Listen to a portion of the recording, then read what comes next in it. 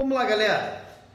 Agora a gente vai falar um pouquinho sobre a função polinomial de segundo grau. A gente vai falar sobre coisas que podem estar relacionadas à função de segundo grau e depois comparar até a fórmula da função horária que nós temos aqui de um lançamento, tá? Então, no nosso problema aqui inicial, nós temos aqui uma colônia de bactérias, né? Que normalmente dentro de prova é muito comum com funções exponenciais. E aqui eu trouxe algo diferente, falando sobre o comportamento de uma colônia de bactérias que se reproduz, né, de acordo com essa função quadrática aqui, menos 10t ao quadrado mais 800t mais 2000, e a segunda colônia de bactéria, né, B, menos 10t ao quadrado mais 900t mais 100, ok? Coisas que ele pode perguntar, em que momento, né, teve o maior número de bactérias, uma vez que vai reproduzindo e em determinado tempo possivelmente vai decaindo novamente. Então nós temos aqui duas funções que têm o comportamento de parábolas com cavidade virada para baixo, né? Perguntas que normalmente são feitas sobre duas funções quadráticas assim, seria talvez o momento em que tivesse o mesmo número de bactérias. E qual seria esse número de bactérias? Então, quando a gente fala sobre momentos, né, em que tem a mesma quantidade, aí você está falando sobre igualar essas funções. E o fato de ter o mesmo coeficiente angular, né, que no caso aqui é o A, já que a função de segundo grau é ax ao quadrado mais bx mais c, e esse continua sendo coeficiente angular, mas a interferência na função é outra, né, seria em termos da concavidade, favorece a cortarmos esses coeficientes e a partir daí você trabalhar apenas com bx mais c, né? Então, no caso assim, em que momento que essas colônias têm a mesma quantidade de bactérias? Então, quando você iguala aqui essas duas funções, né? Então, você igualando a de cima com a de baixo, a gente consegue perceber, né, que o fato de ter o A igual vai acabar cortando esses elementos, né? Então, passando esse para cá e aquele para lá, ou esse daqui para lá e esse daqui para cá, vai ficar 100t é igual, menos 100t, né?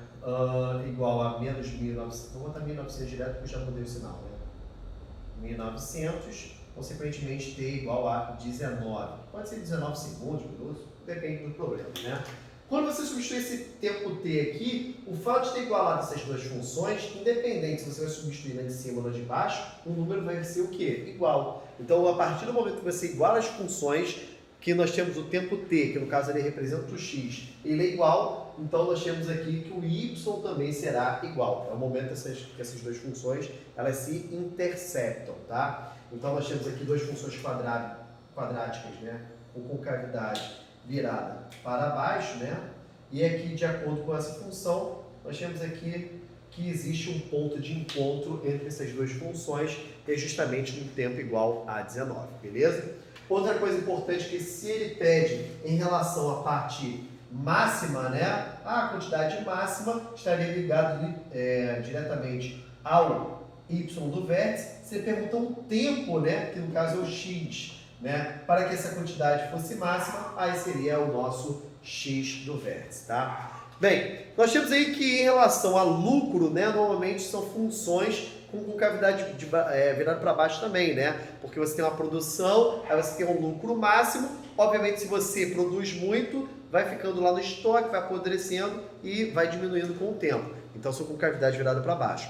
E no caso do custo, né? Eu trouxe o custo aqui, é uma concavidade virada para cima, com A positivo. Então, para você ter um custo mínimo, nesse caso, você vai estar associada às coordenadas do vértice também, tá? Lembrando que a fórmula do y do vértice é menos delta sobre 4a e a fórmula do x do vértice é menos b sobre 2a, né? Então, se ele pergunta qual o lucro máximo, mínimo, se ele pergunta sobre o custo máximo, custo mínimo, então, quando ele faz a pergunta desse lado aqui, né, o que está isolado sempre é o y. Então, no caso, o y do vértice que ele está perguntando. Então, você pergunta assim, qual é o custo mínimo, né? Uma vez que a concavidade virada para cima, né, tem ponto mínimo. Qual é o custo mínimo? Então, nós temos aí, eu vou calcular o y do vértice, menos delta, de delta é b ao quadrado menos 4ac, tá? Ou, se x representa o número de unidades, quantas x unidades eu preciso vender para ter o custo mínimo, né? Então, aí eu estou falando diretamente do x do vértice. Dentro dessa relação de x e y aqui, é importante lembrar que, mas como é que eu tenho ali o 500 parado? Significa que se eu não produzir nada, ainda assim eu tenho uma despesa de 500, porque o x sendo igual a zero, vai zerar, vai ser de 500. Claro, imagina, eu tenho uma loja, eu tenho lá tenho uma determinada produção, mas eu pago um aluguel ou luz, independente se eu vou produzir ou não. Então, assim, fiquei parado durante a pandemia. Obviamente tem um custo de produção. Então, esse custo de produção, né, para um x igual a zero, sempre está referendado ali no coeficiente C, tá? Então, se ele pergunta em relação ao custo ao x, ao y do vértice, e se em relação ao número de peças, né, nós temos o x do vértice.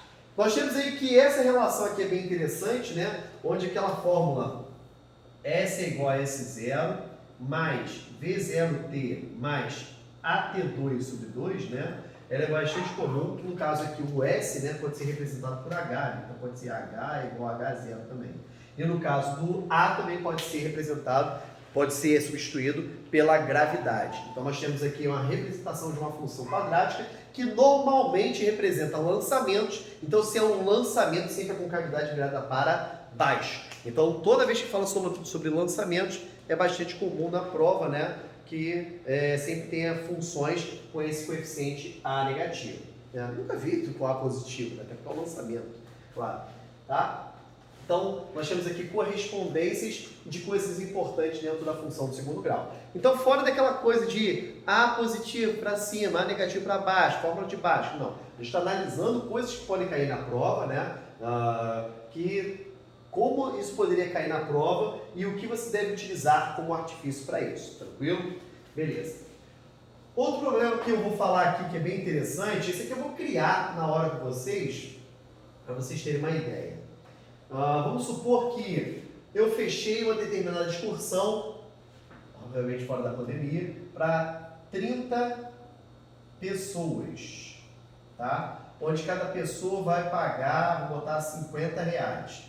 Consequentemente, nós temos aqui o total de R$1.500, tá? Beleza. Então, esse é o nosso valor da excursão. Então, estava fechado, estava lá bonitinho, só que na cláusula do contrato tinha um determinado detalhe que falava o seguinte: se alguém faltar, obviamente vai causar um prejuízo para o cara que eu fechei o pacote, né? Imagina, tem 20 pessoas só R$50, o cara vai lucrar menos. Então, na cláusula ele dizia o seguinte, que a cada falta, todos pagam, vou botar mais R$5, beleza? E eu quero saber qual é o lucro máximo que o cara poderia ter, uma vez que, se alguém faltar, nós temos aqui R$5 a mais, né? Todo mundo vai ter que pagar. Então, nessa situação, problema, né? Significa que se eu tiver 29 pessoas, cada uma vai pagar R$55. Se eu tiver 28 pessoas, cada uma vai pagar R$60. Tá, então o que significa isso? Que o valor, ou lucro, vou botar valor, né? Ele vai ser variável, não só em relação às pessoas, como também em relação ao preço. Na parte de pessoas, ela começa em 30 e vai caindo de uma em uma. E na parte do preço, ela começa em 50 e vai aumentando de 5 em 5 em função de x. Então significa que a cada um x que falta, significa que eu vou aumentar R$5 a mais. Quando eu faço essa propriedade distributiva aqui, uma coisa interessante sobre essa função quadrática que se desenrola aqui, é que o C sempre aparece nesse valor inicial, né? Que é o 1.500 mais 150x menos 50x menos 5x ao quadrado. Então nós temos que o valor em função do x é igual a, vou botar em ordem crescente bonitinho, tá? Menos 5x ao quadrado mais 100x mais 1.500. Se eu pergunto quantas pessoas, né, eu preciso ter para faltar ou para poder estar presente para ter o lucro máximo, então no caso eu estou falando sobre x do vértice. Agora eu vou aplicar valores de x do vértice, y do vértice e ver o comportamento com vocês nessa questão, que eu criei agora na minha cabeça, tá? Então vamos lá. Então nós temos aqui uma função quadrática com cavidade virada para baixo.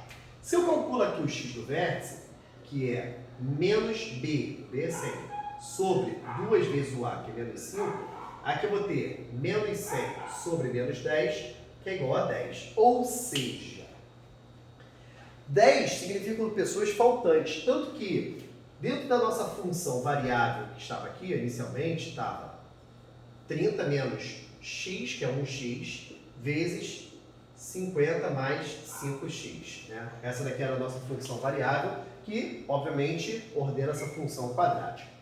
Ao jogarmos aqui, né, o x, significa que para que você possa ter, né, aqui máximo, para que você possa ter um lucro máximo, para lucrar o máximo possível, deve faltar 10 pessoas, ou seja, deve comparecer 20.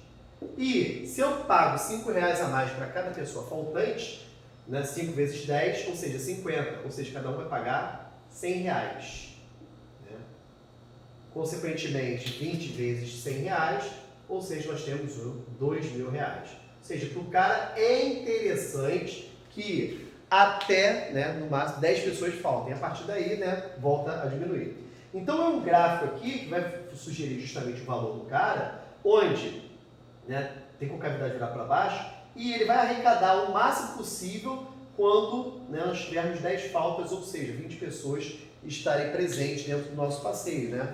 Consequentemente, cada uma vai pagar R$100, porque paga R$5 para cada pessoa faltante, né? É isso aí. Logo, ele vai ter uma despesa de R$100 cada uma dessas 20 pessoas, tá? Então, o que ele pode perguntar sobre essa questão? Primeiro, quantas pessoas precisam faltar para ter um valor máximo, arrecadação máxima? Então, ao invés de V, podia ser A, arrecadação. 10 pessoas. Quantas pessoas precisam ir ao passeio para ter arrecadação máxima? 20 pessoas. Qual o valor que torna a arrecadação máxima? R$100. E qual será a arrecadação máxima? Que seria o Y do vértice, seria R$2.000. O comportamento do gráfico, obviamente, parava com cavidade virada para baixo, porque o A é negativo. Então, vários aspectos podem ser compostos a partir dessa questão. Então, quando ele fala justamente sobre esse problema, né, tem 30 pessoas pagando R$50 e a cada falta, cada pessoa paga R$5 a mais, ninguém consegue perceber que isso aí vai cair numa equação quadrática, uma função polinomial de segundo grau, e que várias perguntas podem estar inseridas ali. Quantas pessoas devem faltar para ter o lucro máximo? Quantas pessoas devem estar presentes para o lucro máximo? Qual o valor pago por pessoa para ter o lucro máximo? E qual será o lucro máximo, beleza? Show de bola. No último problema que nós vamos ver aqui, ligado à função quadrática, vai ser geometria ligada à parte de função quadrática, que é uma coisa bem interessante, né? Uma questão que eu já tinha falado há muito tempo atrás, eu não lembro se eu tinha falado na turma de vocês, mas finge que sim, tá? Falando sobre retângulos de perímetro 20, né? Qual deles que tem a área máxima? Que sempre é um quadrado, a gente vai explicar o porquê. Então, vamos supor o retângulo y por x, né? Então, vamos supor o perímetro, que é representado 2π, é igual a 20. De todos os retângulos de perímetro 20, qual é o que tem a área máxima? E qual será essa área máxima? Beleza? Show de bola. Então, nós temos aqui, né, que 2x mais 2y é igual a 20. Ou simplesmente x mais y é igual a 10, que se eu simplificar tudo por 2. Ao isolarmos uma das letras, vou isolar o x, y. Y é igual a 10 menos x. Né? Show de bola. O que a gente configura aqui de área de retângulo é base vezes altura, y vezes x. Só que nesse caso aqui, o y eu vou substituir por 10 menos x, né? Então, nós temos aqui 10 menos x vezes x, a área é igual a, fazendo distributiva, menos x ao quadrado, mais 10x. A área máxima, né, eu calcularia diretamente o y do vértice, só que eu vou calcular primeiro o x do vértice. X do vértice, menos b sobre 2 vezes o a, que vai dar 5. Ao substituirmos 5 aqui, né, ou aqui, né, obviamente vou achar y igual a 5. E eu vou perceber que para x igual a 5 e y igual a 5, essa figura se torna um quadrado. Consequentemente, a área, 5 vezes 5 vai dar 25. Tá, mas por que isso acontece? Então, preste atenção. Vamos pensar primeiro no retângulo, né? 9, 9, 1 e 1. A área desse retângulo é igual a 9. 9 com 9, 18, 19, 20. Né? Se eu penso aqui no retângulo 8, 8, 2, 2, A área desse retângulo é igual a 16. Tá vendo? Perímetro igual a 20. Se eu pego um retângulo mais altinho, comprimento menor, 7, 7, 3, 3, a área aqui é igual a 21, né? E o perímetro continua sendo 20. Nós temos aí que a área máxima se dará por um retângulo de comprimento e largura iguais a 5, que o perímetro vai dar 20, a área é igual a 25. Como o x do vértice, por teoria, é a média aritmética entre as raízes, o que significa isso? Tem uma parábola, vou ficar virado para baixo, raízes 2 e 10. Qual é o x do vértice? Soma de 20 por 2 vai dar 6. É a média aritmética entre as raízes. A média aritmética entre um comprimento e uma largura, que dá 10, soma 9 mais 1, 10 dividido por 2 dá 5. 8 mais 2, 10 dividido por 2 dá 5. 7 mais 3, 10 dividido por 2 dá 5. Nós temos aí que a média aritmética, que é a definição do x do vértice, faz com que, para qualquer comprimento e largura que somados dêem igual a 10, a média aritmética será igual a 5. Então, por isso que sempre será um quadrado, beleza? E é assim que você monta e prova justamente essa questão. Se eu calculo a área máxima, que seria o y do vértice, sairia o próprio 25. Tranquilo? E com isso a gente fecha aí a nossa revisão dessa competência 5 aí, né? Na aula que vem eu vou puxar um pouco mais da parte exponencial e logarítmica, até porque a competência 6 é simplesmente análise de gráficos e tabelas. Então eu vou explorar um pouco mais de gráficos e tabelas, aí a gente já falou de exponencial e logaritmo para dentro da função inversa, só que aí eu vou trabalhar um pouco mais especificamente, beleza? Galera, um grande beijo, até semana que vem, tamo junto, valeu!